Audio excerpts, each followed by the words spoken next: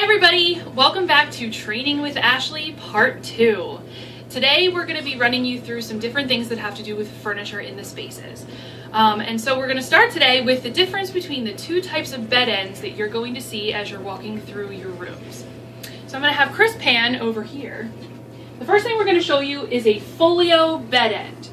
The way you can tell this is a folio is that the slit on the side where the pegs are located only runs on the inside of the actual bed end. It doesn't go all the way to the top. Kyle is going to hold up the butler bed end. As you can see, the slit on the side where the pegs are located runs from the very top all the way down to the bottom. This is how you can tell the difference between the two.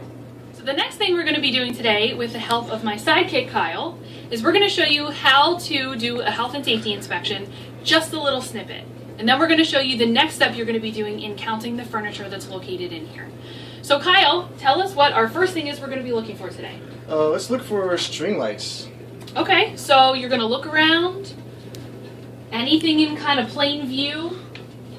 You see any string lights? I do not. I don't see any either. Okay, so you don't have to check that off. What's the next thing we're going to look at? Are there any candles or incense?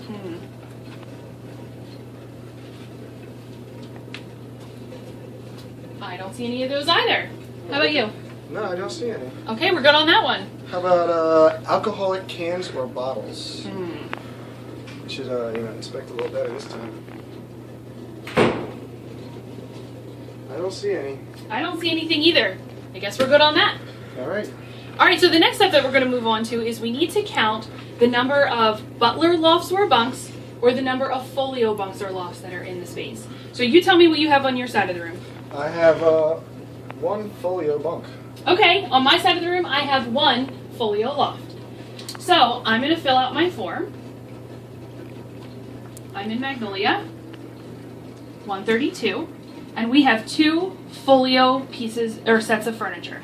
So I'm going to write a 2, and as of right now, I don't see any concerns about furniture setup, but that's going to be our next step.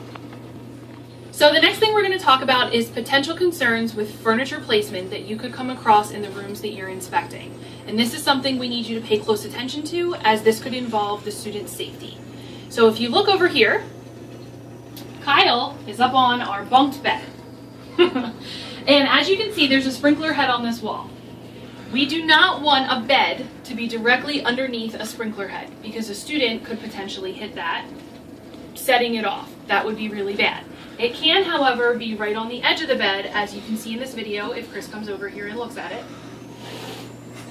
See how it's right on the edge of the bed here? That is okay. Yeah, if it was anywhere underneath the bed or above the bed, I would hit my head on it. Exactly, and that would be bad.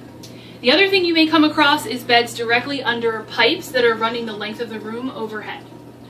Yeah, if there was a pipe here too, I bet they would hit my head. Okay, so the next thing you want to check for is to make sure that there's enough space for the resident to obviously sit up in bed. We don't want the bed frame up on too high of a peg. The student couldn't sit up, they probably couldn't get up on their loft or bunk correctly, and their mattress and or pillows could slide off if they were all the way up at the top. Other thing that you may potentially run into involves furniture that would be located underneath a loft. So the first thing we're going to show you on the loft is what a stabilizer bar looks like. The stabilizer bar does just that. It helps to stabilize the loft.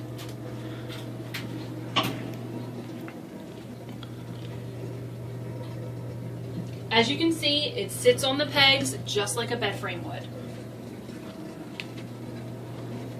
And this, right here, is a bed frame, just so you know all the pieces of the bed. So as you can see, there is a dresser and a desk underneath this loft. The dresser and the desk are important. As well as the stabilizer bar, these also work to stabilize the piece of furniture. So it's important that each of these items is underneath here and pushed up against the corners of the bed. As of right now, they're not, so Kyle's going to fix that for us.